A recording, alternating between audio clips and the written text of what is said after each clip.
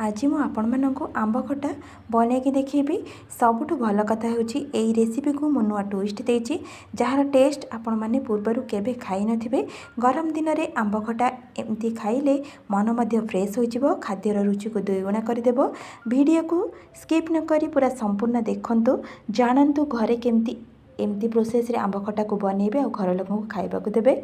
नमस्कार, मु इप्सिता, मो चैनल इप्सिता स्किचन ने आपण मानक अनेक अनेक स्वागत। एथिपाई देखो तीनोटी कंचा आंब को नहीं एठी चोपा लगे मीडियम विशेष आंब गुड़िक काटी नहीं धोईकी रखी गोटे टाकुआ नहीं मिक्सिंग जार नहीं से 5 चामच सोरिष को देदेकी सुखिलार ए ग्राइंडिंग कर नहीं आसिली। तापर से अल्प पानी देकी ताको ग्राइंडिंग कर नेबा। सोरिष पेस्ट देखो आमर ये रेडी हो गला। ये गैस रे कड़े बसई नहीं से आंब को दे दूची मीडियम साइज बाउलटे पानी एथिरे देदेबा। ताको 5 मिनिट पर्यंत टिके सिझापी छाड़दबा मीडियम फ्लेम रे। एबे 5 मिनिट हो गला मु कवर को काढ़ी नेली। आंब गुड़िक देखो एमती ही सिझे ने बेसी आउ सिझेबे नहीं। एबे ताको मु बाउल को सब काढ़ी नेली पानी सहित।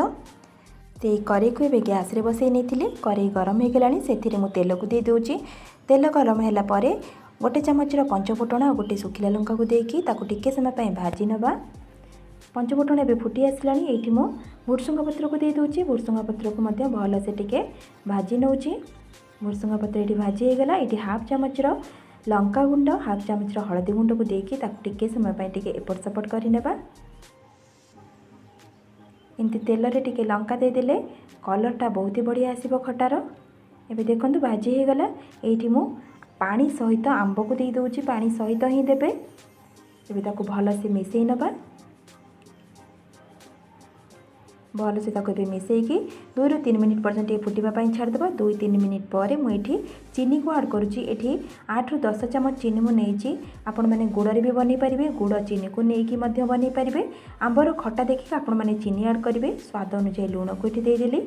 भल से ताको मिसईकी 4 ରୁ 5 मिनिट पर्यंत टिके फुटापी छाड़देबा। 5 मिनिट पर मुझे सोरिष पेस्ट को देदेली।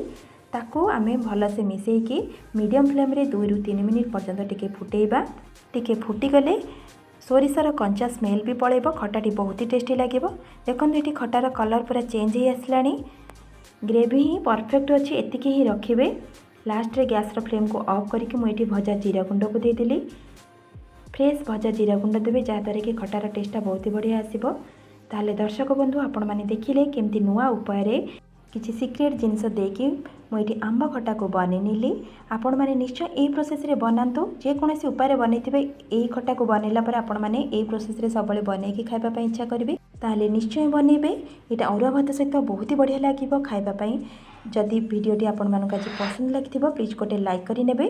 मो चैनल को सब्सक्राइब करने को बिल्कुल भूलिए नहीं। ताहले आज रोचे पुणी आसबि नेक्स्ट वीडियो रे किछि नुआ रेसिपी नहीं। नमस्कार, जय जगन्नाथ।